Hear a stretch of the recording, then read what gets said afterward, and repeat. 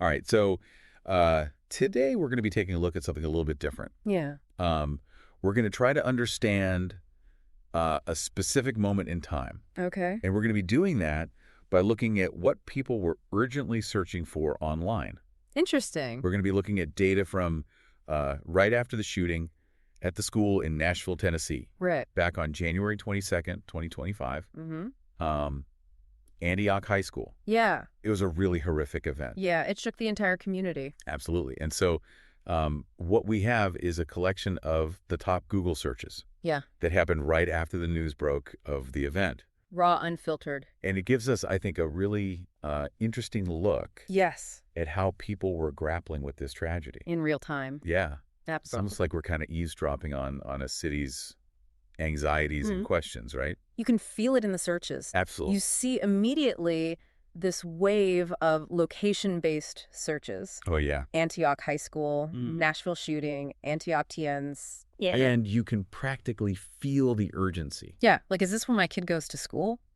Exactly. Is this near me? Is this near my house? Yeah. Are my loved ones safe? Are my loved ones safe? And then when you look closer, though, at the school shooting searches, Okay. it's not just about location. Right. There's so many variations. School shooting today, Tennessee school shooting. How many school shootings this year?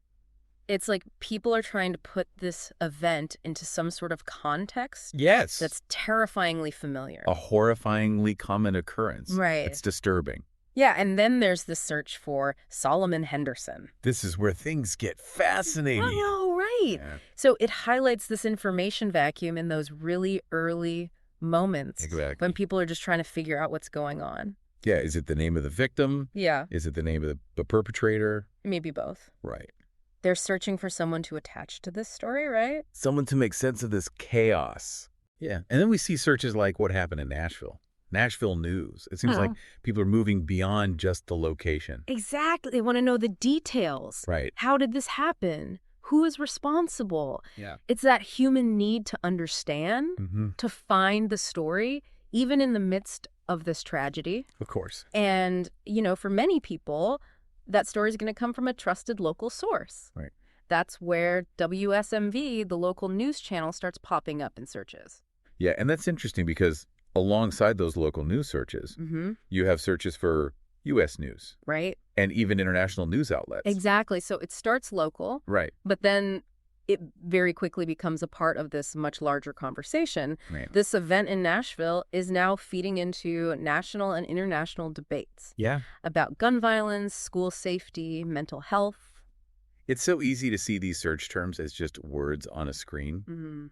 But, you know, they represent so much more than that, don't they? Fear, confusion, desperate need for information. A longing to understand what happened. Exactly. And maybe if we pay attention to these patterns, right, and we try to understand, you know, these information-seeking behaviors, maybe we can find better ways to respond to these tragedies. Respond and prevent. Yeah. And that makes you think, what if we could use this data not to just understand the aftermath, right, but to anticipate and address the anxieties and vulnerabilities that might lead to them in the first place? That's what we need to be thinking about. Absolutely. Something to think about. Yeah.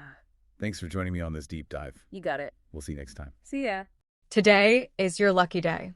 Today is the day that our $3 website works for you, paying you directly to your PayPal daily. Imagine $3 ongoing continuous payments to your PayPal account. Imagine falling asleep and waking up to $300 in your PayPal account. How would this make you feel? How could this help you? What bills could you pay? What kind of fun could you have? What does that retirement look like now? All for a one-time payment of $3. This website is DFY done for you, fully built and completely hosted, and never stops collecting payments for you. You have spent $3 on coffee on a regular, but that coffee won't help you create multiple streams of income. Click the link below.